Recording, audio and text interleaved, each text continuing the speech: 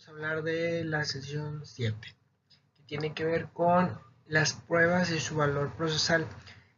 Y fíjense que curiosamente, más que hablar de las pruebas, habla mucho sobre ciertos documentos que, pues sí, pues se usan como pruebas, pero está interesante.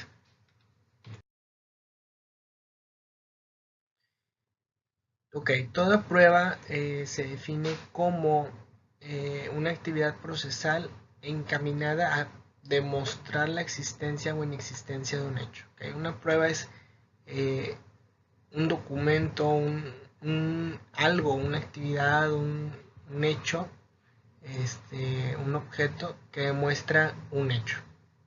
¿Okay? La apreciación de esta prueba es para el juzgador.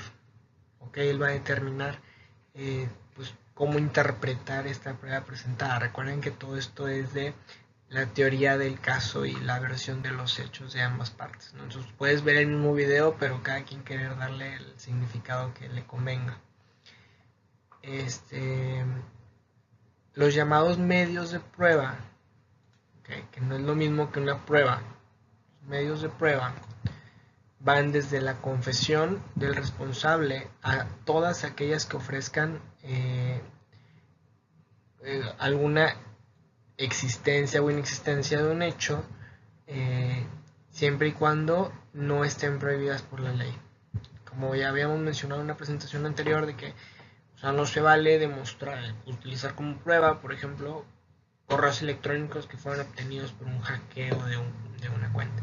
Y de hecho esto es verídico. En algún momento llegué a ver una publicación de una sentencia de la Suprema Corte donde no puedes utilizar correos electrónicos de tu pareja si hackeaste su cuenta como evidencia para justificar un divorcio o daño o indemnización de perjuicios.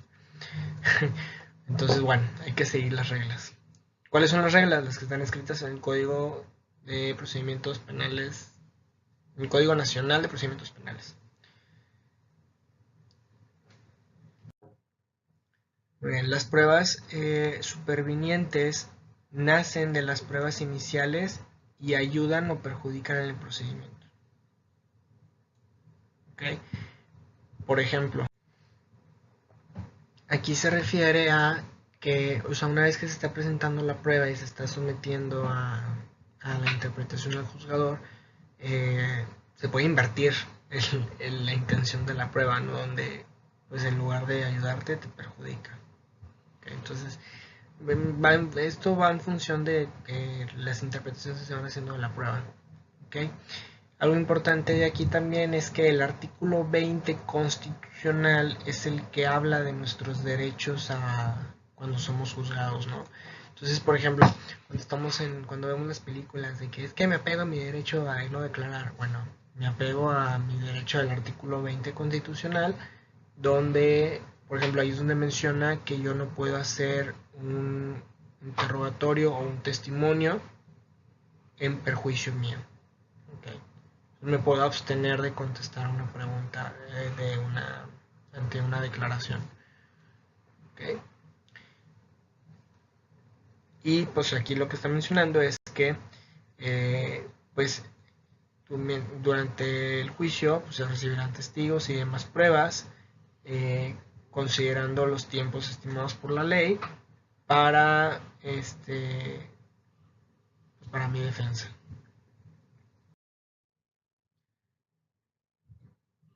Muy bien. Aquí lo que menciona es que a continuación de esta diapositiva, los medios de prueba que vamos a presentar están contemplados en el Código Federal de Procedimientos Civiles, no penales, y en el Código de Procedimientos Penales del Estado de Nuevo León. Muy bien. ¿Qué medios de prueba existen? La confesión, documentos públicos y privados, dictámenes de peritos, la inspección, la declaración de testigos y cualquiera otra que ofrezca alguna prueba, ¿okay? Siempre y cuando no esté prohibido por la ley. ¿Okay? A grandes rasgos se va a discutir aquí lo que está contemplado en el Código Federal y Estatal. Punto. Muy bien, el primero es la confesión.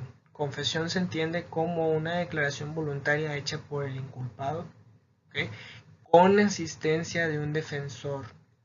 Esto es importante, no puedes hacer una confesión estando solo. Bueno, sí puedes hacerla, pero para que tenga validez debes de estar con tu defensor. Fuera de ahí, pues puede ser es una prueba más, ¿okay? Pero la realidad es que, por ejemplo, te, o sea, si un policía está deteniendo a alguien y esa persona le dice al policía de que no, sí, yo soy culpable, yo lo maté con esta arma y aquí está mi, o sea, aquí está, yo lo tengo en la mano. Es una prueba más, pero no puede ser utilizado. ¿Por qué? Porque posteriormente en mi confesión, pues fíjense, no en la confesión, más bien en mi declaración, ya con mi defensor puede decir que no, es que me sentí asustado y presionado por el policía. ¿No? Entonces no es una confesión. ¿Okay? Podría ser como un testimonio, pero no una confesión. La confesión siempre tiene que ir con un defensor. Y bueno, es en donde reconoces que tú participaste en la comisión del hecho descrito, en el hecho descrito. ¿Okay? No es necesariamente que tú lo mataste, pero a lo mejor que pues, tú fuiste cómplice o sí, yo fui, pero el autor intelectual fue tal, o sea, si me explico, ahí es dependiendo de qué tanta responsabilidad quieras aceptar en tu confesión. Aquí menciona que solamente pueden confesarse aquellos que tienen buena condición de salud mental, quienes tienen mayoría de edad y algunas otras requisitos que declara el artículo 20 constitucional, como el hecho de que tú no estás obligado a hacer una declaración en tu perjuicio. ¿Okay?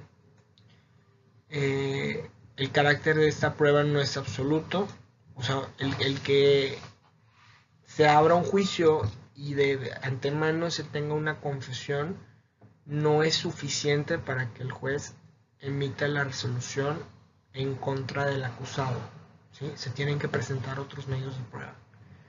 Y esto, en cierto, véanlo esto como una forma de defensa contra lo que es, teóricamente está combatiendo el nuevo sistema de justicia penal acerca de los presuntos culpables, ¿no? En donde a lo mejor el acusado se siente presionado o es presionado para aceptar cierto delito. Entonces, pues no, ahorita eso ya no es suficiente. Necesitas además evidencias de que esa persona fue, además de que él está diciendo que lo hizo. Muy bien. El segundo que se mencionó fue la inspección. La inspección se puede resumir como todo lo investigación que hace el Ministerio Público y que integra en su carpeta de investigación. ¿Okay? Que ir a recoger las huellas, que guardar las muestras de fluidos, el hacer un dictamen pericial del cadáver, eh, checar las cámaras de seguridad, todo eso es inspección y regularmente la hace el Ministerio Público. ¿Okay? Y todo esto acompañado de los peritos. No, pues no regularmente, siempre lo hace el Ministerio Público. ¿Okay? La inspección se utiliza como una reconstrucción de hechos, ¿okay? Y nada más se utiliza, o sea, para reconstruir los hechos con la finalidad de apreciar las declaraciones hechas en el procedimiento y los dictámenes iniciales formulados sobre las acciones.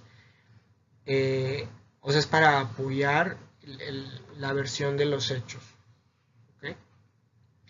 Si tú, o sea, por ejemplo, si tú estás diciendo de que es que yo no estuve ahí y pues la verdad es que hay un video en la inspección que te pone en los hechos, pues, ¿ok?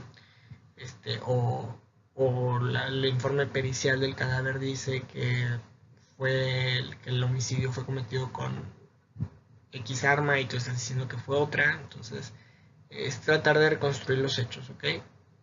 A lo que voy es que esta reconstrucción de hechos puede ir cambiando o ajustándose al, al cómo se cree que fueron los hechos. ¿Okay? se hace notar que al haber distintas versiones distintas, esta reconstrucción sirve para dar a conocer la mayor o la menor posibilidad de que una de ellas haya sucedido, ¿sí? Es como les digo, como nadie estuvo, o sea, mientras no haya una prueba clara de cómo, de qué pasó, esta inspección trata de reconstruir los hechos. Por medio de pues dónde estaba la salpicadura, dónde encontré tal evidencia, etcétera, ¿ok? Pero como no hay un video, un testigo, otro medio de prueba como los que vamos a mencionar, pues la inspección solo trata de buscar posibilidades, ¿ok? Las pruebas periciales forman parte de la inspección y las pruebas periciales son nada más y nada menos que la opinión de un especialista. Punto. Especialista en una ciencia, arte u oficio. ¿Ok? Las pruebas periciales son presentadas por peritos. Los peritos no son solamente esas personas que vemos con un trajecito aislado blanco en la calle recogiendo cadáveres y recogiendo huellitas digitales. No. Un perito es un especialista, ¿no? Entonces, por ejemplo, un ginecólogo especialista con un fellow en abuso sexual en adolescentes es un perito, ¿okay? Siempre y cuando muestre las credenciales eh, que lo autorizan como perito. Okay. Y estos peritos intervienen para examinar personas, hechos, objetos. ¿Okay? Es preferible que siempre haya dos o más peritos, ¿verdad? Especialmente cuando dos peritos están en desacuerdo. Siempre es bueno tener un tercero en discordia, así se le llama. Pudiendo el juez decidir que solamente requiere de uno cuando sea un tema urgente. ¿Okay? Así dice la ley. La opinión del perito sirve para ilustrar al juzgador en un campo desconocido para él, teniendo en mente que siempre los jueces son los peritos de peritos. ¿Okay? O sea, aunque el juez no sea un ginecólogo especialista en abuso sexual de adolescentes, él se asesora de un perito porque al final el juez es el que va a decidir quién tiene la razón. Punto. Aunque el perito diga de que no, es que obviamente el médico, obviamente la niña tiene todo el cuadro del abuso, etcétera, el juez es el que va a decidir eso. ¿Okay? Pero por eso se asesoran. ¿Okay? Especialmente en temas médicos. Hay muy pocos jueces en México que saben de medicina, entonces siempre se asesoran de peritos médicos. Bueno, todos los peritos deben tener un título oficial en esa ciencia o arte. Aquí, por ejemplo, hace una pregunta retórica, ¿no? De que pues, los médicos especialistas, si ellos cuentan como peritos, pero pues sí. La realidad es que cuando tú presentas los peritos, el juez es el que dice, sí, él sí es perito, no, él no es perito. Él no puede usar como perito.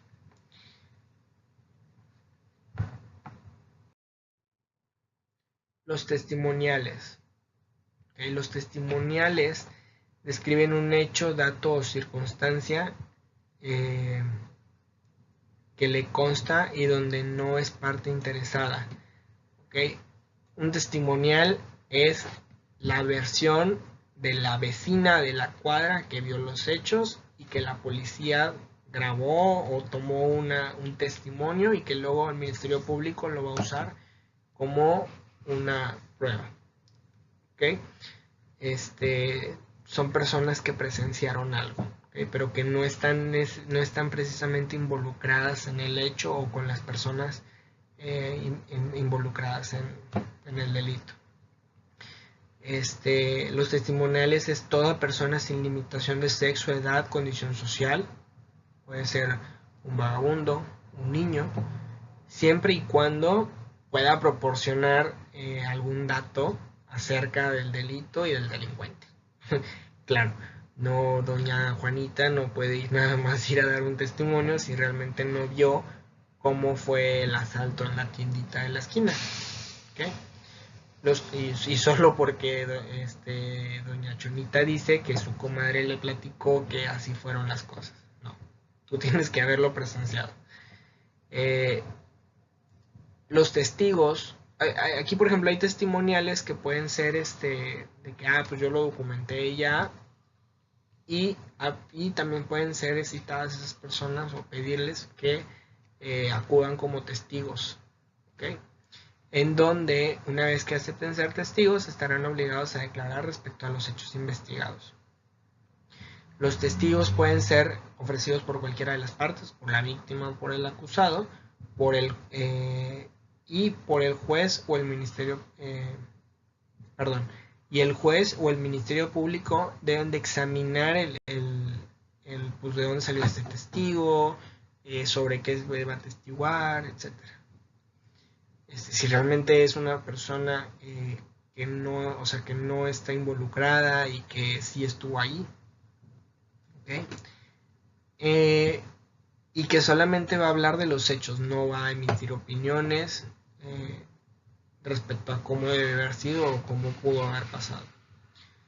En el caso de probables delitos cometidos en la práctica profesional, y de hecho, por ejemplo, estuve buscando esto en el Código de Procedimientos Penales, y es en general, una persona no puede ser obligada a atestiguar si hay una relación de afecto. ¿Okay? Y esto es muy sencillo. Por ejemplo, una mujer no está obligada a atestiguar en contra de su esposo, o viceversa, o una mamá en contra de su hijo. ¿Okay? Otro medio de prueba son los careos. Careos, la primera vez que escuchaba esta palabra, es una forma muy interesante de llamarle a una confrontación. ¿Qué significa? Que los careos es sentar al demandante con el testigo y los acusados y que discuten o confronten su versión de los hechos, ¿ok? Con la finalidad de averiguar la verdad. Y eso se divide en como ciertos tipos de careos, ¿no? Entonces, por ejemplo, el primero son los constitucionales, que lo que dice es que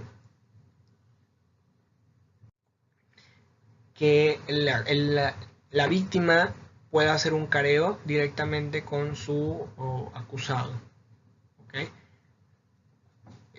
Obviamente. Digo, yo sé que suena obvio, pero entonces tiene que estar escrito. Y por ejemplo menciona que se hizo una reforma en el 2008 en donde el juez puede pedir que el careo, en el caso de delincuencia organizada, el acusado no sepa la identidad del acusador, ¿okay? Por su seguridad. Y aquí se utiliza otra palabra que no es careo, ¿okay? Este tema, pues la verdad es que ya sale de nuestra competencia, ¿okay? Pero bueno, el dato curioso. Están los careos procesales, que es cuando existe una contradicción sustancial en las declaraciones de dos personas, llamando la atención de los careados. Aquí lo que está diciendo es que el juez evidencia en ambas partes esta contradicción que está teniendo para que discutan sobre esa contradicción y así surja la verdad. Ok, recuerden que la finalidad del careo es aclarar la verdad. Muy bien. Después están las pruebas documentales o instrumentales, que de hecho me acuerdo que lo llegaron a mencionar en el video que nos pusieron de caso del secuestro, que son los instrumentales, pero para la gente común y corriente, los documentos. Los documentos son entregados por las partes y son agregados al precedente asentado en los autos. ¿Okay? Los instrumentales pueden ser públicos o privados. En el caso de los públicos, siempre son considerados como ciertas, ¿okay? No necesitan ser ratificadas. ¿Qué clase de documentos públicos? Más bien, ¿a qué nos estamos refiriendo con documentales públicos? Escrituras públicas, escrituras originales, documentos auténticos expedidos por servidores públicos, ¿okay? Y básicamente es como siempre ha sido público y al alcance de todos, y además fue emitido por una autoridad, pues no tiene que demostrarse la originalidad del documento. La documentación privada, pues no, tiene que ver con cosas que fueron hechas por un autor en la que la responsabilidad, o más bien el poder de la prueba va a caer en contra de su autor, siempre y cuando, ojo, siempre y cuando la autoría esté reconocida judicialmente, o, por ejemplo, que el supuesto autor no haya objetado la autoría del documento. ¿Okay? Todos los provenientes de un proceso serán estimados como presunciones, ¿ok? Esto se tiene que ratificar, se tiene que demostrar que sea cierto. ¿Por qué? Porque son documentos privados, son documentos que fueron hechos entre diferentes partes. Por ejemplo, un contrato, un pagaré, o sea, son cuestiones de documentales privados, ¿ok? Los documentos privados comprobados por testigos se considerarán como una prueba testimonial, no como un documento privado, o un instrumental más bien. Bueno. Tratándose de lesiones, el tribunal valorará los dictámenes periciales, que al final pues es un documento, ¿okay? que se haya practicado durante el procedimiento. ¿Okay? Hay ciertos documentos o instrumentales que tienen mucha relevancia en las demandas médicas.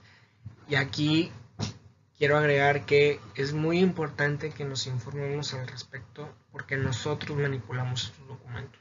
¿Sí? Nosotros somos la autoría de estos documentos. Y aunque son documentos privados, recuerden que al nosotros ser los autores, tenemos que responder por ellos. ¿Okay? Muy bien, entonces a partir de aquí vamos a definir estos documentos importantes en las demandas médicas. Muy bien. El primero es el expediente médico, que es el documento que contiene la historia clínica. Está pegado a una norma que, si no mal recuerdo, es la 04, que habla sobre las partes del expediente, el cómo se debe integrar, cómo se debe almacenar, etc. Todo el expediente clínico debe contener un expediente informado firmado por el paciente o su representante, donde se practicaron los procedimientos, intervenciones o tratamientos, ¿okay? En donde se aclaró los efectos adversos o complicaciones de los mismos. ¿Okay? Entonces es el expediente clínico.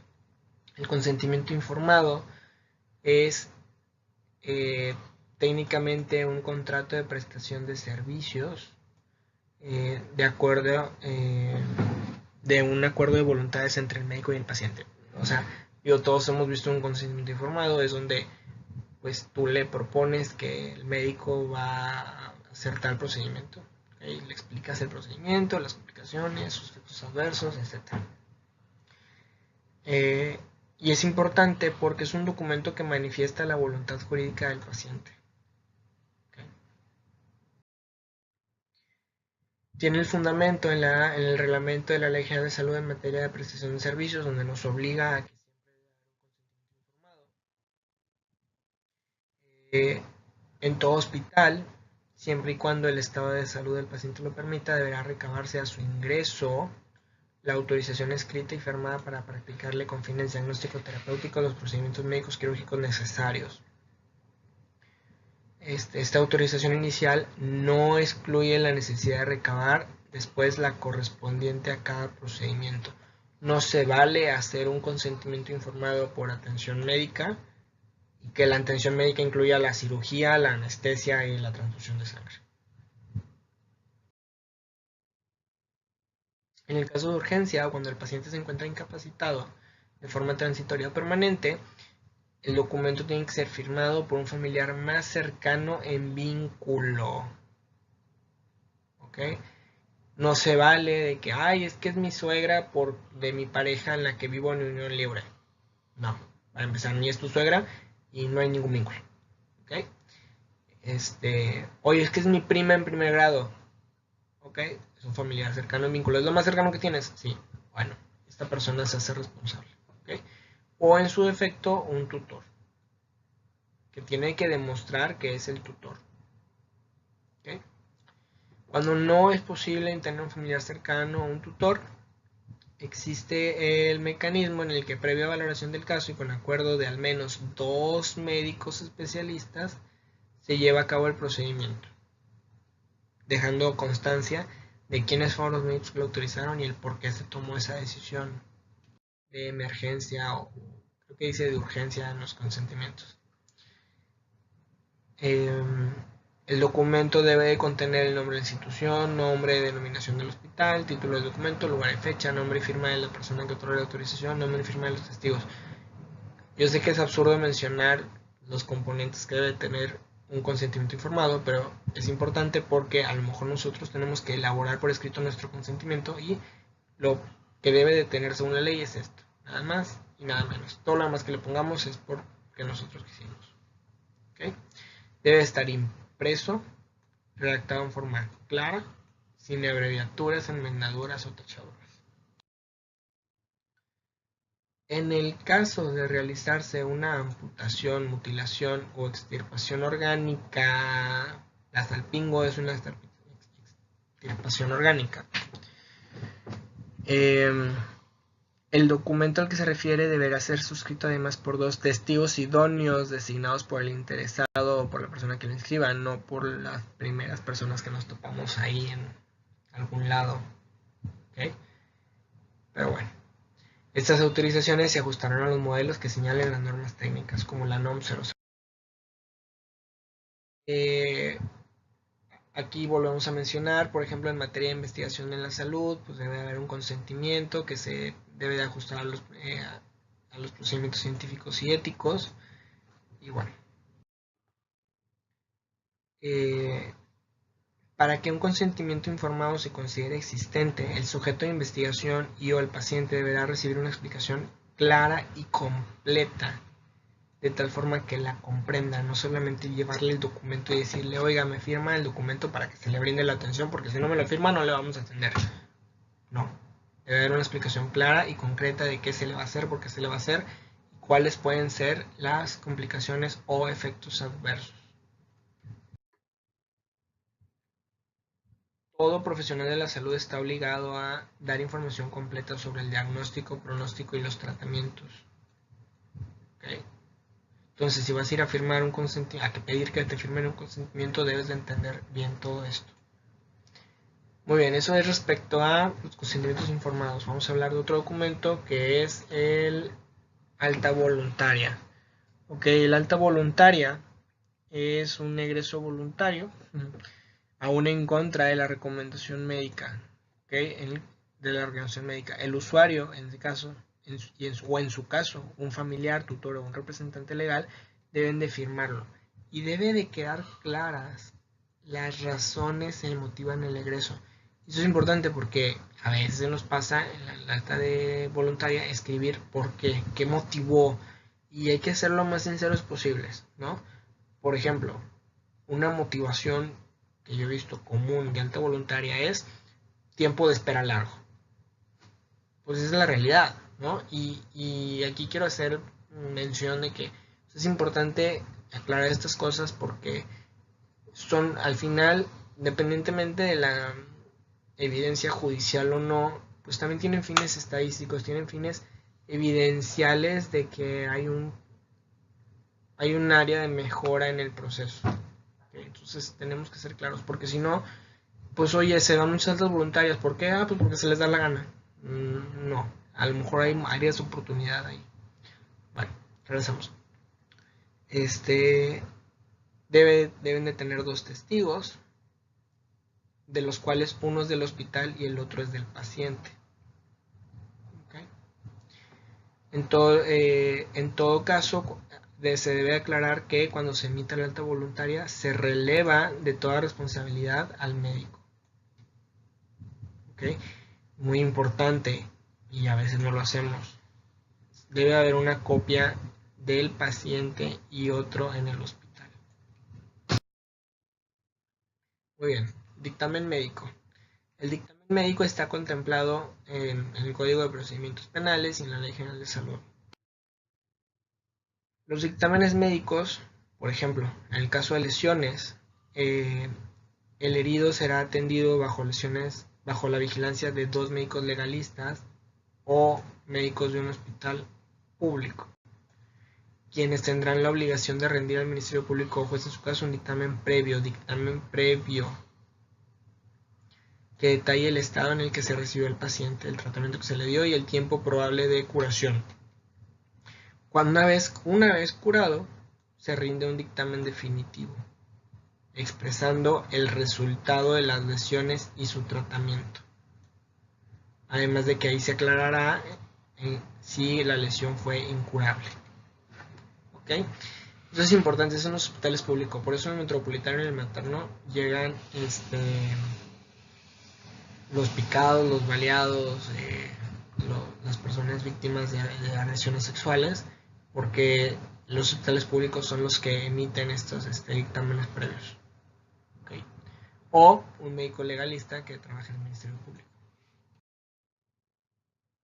También mencionaba que todo médico que reciba una víctima de lesiones debe de referirlo al Ministerio Público. El ofendido deberá ser atendido en el lugar y por los facultativos que desee, los cuales deberán de rendir los dictámenes informativos a los que se refiere el artículo anterior. Los médicos legalistas deben de visitar periódicamente al enfermo y rendir los mismos informes, cuando así lo determine el Ministerio Público. Tratándose de una enfermedad que se sospeche haya sido causa de un delito, los médicos emitirán su opinión sobre las causas y describirán minuciosamente todos los síntomas que el enfermo presente para su clasificación legal. Paréntesis. Aquí lo importante, que lo que nos debe quedar claro para la vida, es si no vamos a ser médicos legalistas y llegamos a atender a un paciente que fue víctima de un delito, tenemos que darle la atención, pero hacer una descripción muy detallada de nuestra historia clínica de cómo llegó el paciente. ¿Por qué? Porque si se abre una carpeta de investigación, nosotros toda esta información va a ser utilizada como evidencia. Entonces tenemos que tratar de ser claros. En el caso de víctimas de delito, referirlos al Ministerio Público para que un médico legalista también participe en los dictámenes previos. Muy bien, regresamos. El certificado de lesiones de función o de sanidad expedidos por médicos particulares están sujetos a la revisión de médicos oficiales. ¿Okay? No puedes llegar a un juicio y decir que mi médico particular dijo que quién sabe qué. No, debe haber un médico oficial, que son los que van a rendir el dictamen definitivo, quienes muchas veces son los médicos legalistas.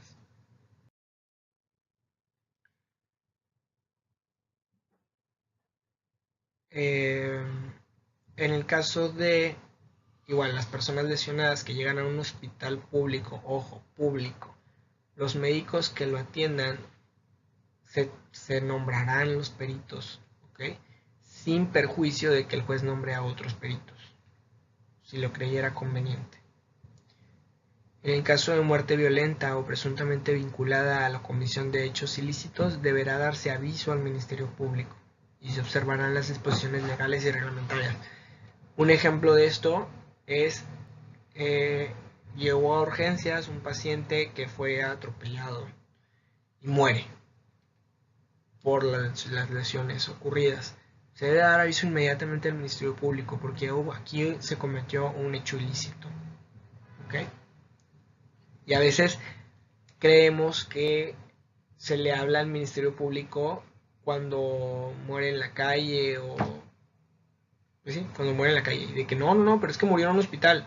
Sí, pero llegó al hospital por un hecho ilícito. Una persona, por ejemplo, que llegó golpeada porque alguien lo golpeó con un bate de béisbol, y llega y muere por una hemorragia intracraneal, fue un hecho ilícito. Sí, aunque la persona llegó caminando con su hematoma y eventualmente creció y murió. Pero fue un hecho ilícito. Se tienen que reportar al Ministerio Público. Muy bien, otro documento importante o documentos es la bibliografía médica, ¿ok? Este, pues no hay mucho que decir al respecto. Lo único relevante, tú puedes presentar la bibliografía médica que quieras. El que sea relevante o no lo determinarán los peritos y los jueces. Lo único importante es que debe estar traducida al español por un traductor reconocido por la ley. Algo importante es que, aunque nosotros, ya terminando con los documentos legales médicos, aunque nosotros presentemos nuestras pruebas, deben de tener un valor jurídico. ¿Qué significa? Que los jueces y tribunales, siguiendo ciertas reglas escritas en el Código de Procedimientos Penales o civiles, este, determinarán el valor jurídico de la prueba. ¿Okay? O sea, ellos van a decidir eh, de acorde a las circunstancias que rodearon al hecho, pues van a emitir su juicio. Muy bien, y esto es importante por la referencia bibliográfica. ¿Okay? El certificado de función y de la muerte fetal. ¿Okay? Esto es importante y esto es demasiado importante. Nosotros vamos a llenar certificados de defunción y eh, les recomiendo tomar, hay un curso en línea de la Organización Panamericana de la Salud sobre cómo llenar certificados de defunción. Yo sé que suena tonto, pero a la mera hora no es tan obvio. ¿Okay? O más bien, en nuestra ignorancia creemos que es muy fácil y no. ¿Okay? Bueno, no es difícil, pero tampoco es fácil. La Ley General de Salud contempla que un certificado es una constancia expedida por una autoridad sanitaria competente. Nosotros somos, en este caso, competentes al tener una cédula profesional. Eh, Son documentos que eh, suministra la Secretaría de Salud a todos los profesionales de forma gratuita. ¿Okay? Y nada más recordar que la muerte fetal son aquellos productos que mueren antes de ser expulsados o que son extraídos de la madre. A partir de la 13ª semana de gestación o que pese más de 500 gramos. La defunción se elabora después de verificar que ocurrió la muerte, se examinó el cadáver y se ha recogido la información de las causas y circunstancias que la provocaron. ¿Cuáles son los propósitos de un certificado de defunción? En primer lugar, hacer su certificado de defunción en el registro civil para pues que ella ha registrado como que falleció. ¿Okay? Para fines epidemiológicos de determinar pues, cuáles son las causas de muerte en México, etcétera. Y ese es un gran problema porque si todos mueren de un infarto al miocardio debido a fibrilación ventricular, pues entonces todos los mexicanos tienen grandes problemas en el corazón. Y se te olvidó mencionar que pues tenía una insuficiencia renal aguda con una diabetes mellitus tipo 2 descompensada y que eso le ocasionó una fibrilación ventricular y un infarto agudo al miocardio. Okay. Estadístico, ya que para determinar la mortalidad, las causas, la edad, y ahí es donde sacan pues, el promedio de vida, el promedio de la esperanza de vida, perdón, etcétera, en qué lugar mueren más. Muy bien. El médico debe de asentar todos los hechos aquí es instructivo, es el instructivo del certificado de defunción. Se asentan todos los datos relacionados a la persona y las circunstancias de su muerte, excepto un apartado que dice que es exclusivo para el registro civil, obviamente. Sin embargo, si el médico sospecha que hubo un accidente, un suicidio, un homicidio, o se hace una muerte violenta, se debe reportar a la autoridad y nosotros no podemos hacer el certificado de defunción. Bueno, sí podemos hacerlo, pero la ley nos dice que eso tiene que serlo por un médico legalista del Ministerio Público. ¿Okay? Y eso hay que tener mucho cuidado porque pasa o puede pasar de que, ay, es que murió en la casa y lo encontramos muerto. Y que, ay, sí, pobrecito, murió de un infarto, ¿no? Y tiene que rasguños en la cara y a pedazos de algodón en la nariz. Entonces, ese tipo de sospechas, por eso se debe hacer una examinación, ese tipo de sospechas se tienen que notificar inmediatamente al Ministerio Público. Fuera de que si nosotros estamos autorizados o no a hacer el certificado, pues tú le das el certificado y lo entregas a la funeraria y luego ya lo entierran y a lo mejor ya tan, ¿no? Pero hubo un hecho delictivo, ¿no? Y se tiene que perseguir. Y normalmente, si hay un cadáver, es un homicidio, perdón, es un delito de oficio. ¿Okay? Entonces, a nosotros no nos corresponde juzgar eso. Por eso lo correcto y lo que dice la ley es enviarlo al Ministerio Público. ¿Okay? Bueno, espero que esto haya servido un poco para reflexionar acerca de la importancia de estos documentos legales que al final son pruebas que pueden ser usadas a nuestro favor o a nuestra contra en un procedimiento judicial.